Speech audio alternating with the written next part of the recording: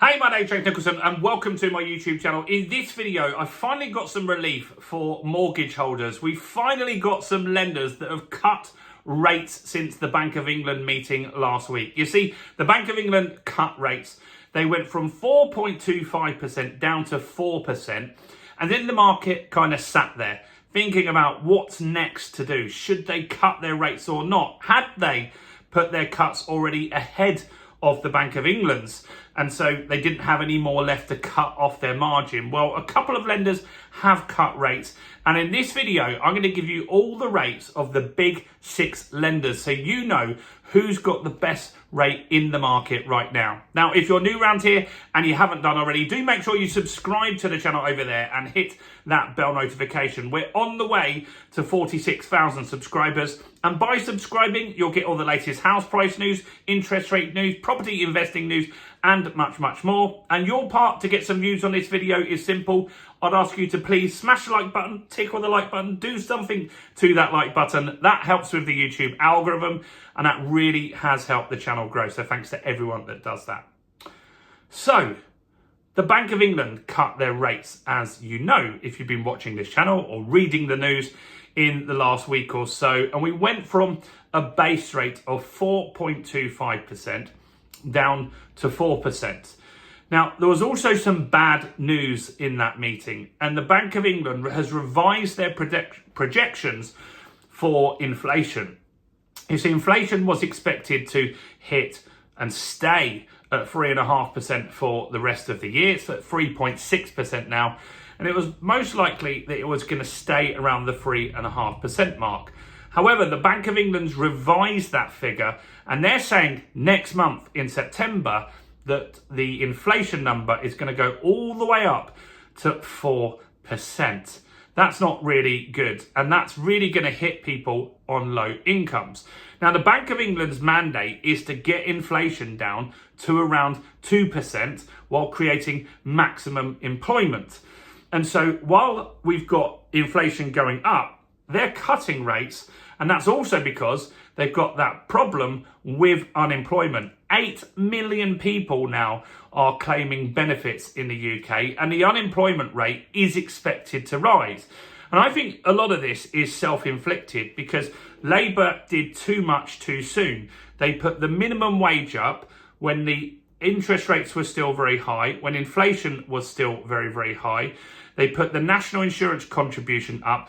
They put business rates up, and energy costs are still really high. And so this hits small business owners really hard. Now, I'm not saying people shouldn't get pay rises, don't get me wrong. But what I am saying is when they're forced on businesses, ultimately, it means some people just lose their jobs. And that is showing in the data because more people are claiming benefits than for a long time. 8 million people is a huge amount of people. And so the Bank of England now has the problem of what happens next. Inflation's going to go really high again. Unemployment's going to go really high again. And so we're probably going to get the Bank of England just sit on the interest rates for a while. And so the banks that you borrow from, they borrow on a rate called the SONIA swap rate. And so since the Bank of England's meeting, their rate that they borrow at has gone up. And that's why after the meeting, you didn't really see many lenders drop rates. In fact, some of them did drop rates the week before the Bank of England meeting, and since then they've held. Santander, for example, actually increased rates this week, a smidge, but they did increase rates this week. So 2 lenders this week have cut rates, and that's NatWest have cut their leading rate, which we're going to go through here, and Barclays have cut some of their more expensive rates, so not their leading rate. And this is more out of necessity to get business, just to be more competitive in a slower market. These guys are trying to cut their margins in order to get more volume of business through. So let's have a look at what the best rates are at the moment on the 2-year and the 5-year. Now, both of these deals, all of these deals are likely to be around 60% loan to value, meaning you need at least 40% equity in the property, which is most people. It's obviously not going to be a great deal for a first-time buyer. Not many first-time buyers have a 40% deposit, but a ton of people do have that much equity because they bought in the 70s, 80s, 90s, whenever. So HSBC's leading rate on their 2-year is 3.78%. So we're still below that 4%, which is good. And the 5-year deal is 3.98%. So not bad with HSBC. And if you're with HSBC, could be quite good to swap over to them. Next is NatWest. And so NatWest have got the best 2-year deal on the market. And this is the one that they dropped this week. And that's gone down to 3.73%. That's the market leading rate. That is 60% loan to value. Their 5-year deal is not bad as well. It's 3.85%. So NatWest, good option to go and check out. I would say this always happens with NatWest when I talk about them.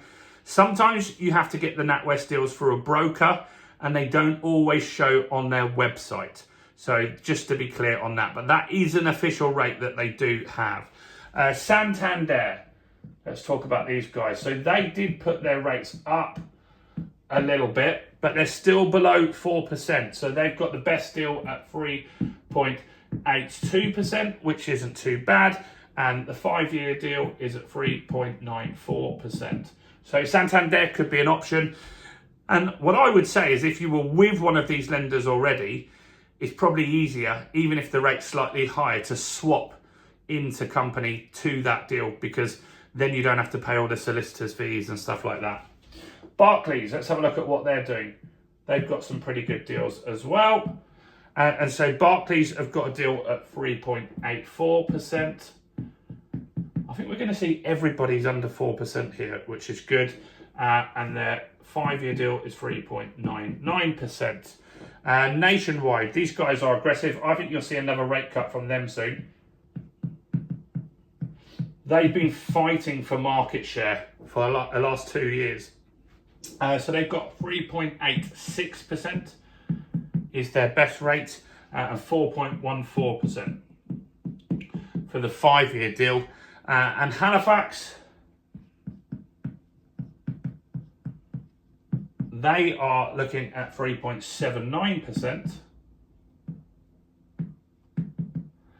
And 5-year deal, 3.94%. So all in all, there's only one rate there that is above that 4% threshold. So they're all sticking below. But the swap rates have gone up. Santander have put rates up. What would my advice be to you if you're looking to remortgage, buy somewhere in the next 6 months? My advice would be to go to a broker, get a deal agreed in principle, get that deal fixed. And let's just say, for argument's sake, that you were with HSBC and you fix this deal here at 3.78%. Not a bad deal. Now, you're worried, what if rates drop considerably? Well, if the rates drop, say they drop to 2.5%, something crazy happened, they dropped to 2.5% during that period of time, and you hadn't started the new deal, you can swap on to that 2.5%. You might have an admin fee. You should also check with your broker that you can definitely do that. Most lenders will allow you to do that. But let's just say rates increased, which they have with Santander. You've locked in that best case scenario, or worst case scenario, as it may be in this case. And that's the smart way to get your mortgage sorted. Hundreds of you have followed that advice that I've given over the last few years on that, and that is the way that I would say you can get your best deal in the market. But if you want to know more about getting the best mortgage deal, we've made an ebook on it called Mortgage Secrets, How to Get the Best Mortgage Deal in 2025. 1,600 people have already grabbed a copy. There's no cost. You just put your name and email in it's in the description or in the pinned comment. So do that now. Also, make sure you check out all the other content as well on the channel, including this video right here.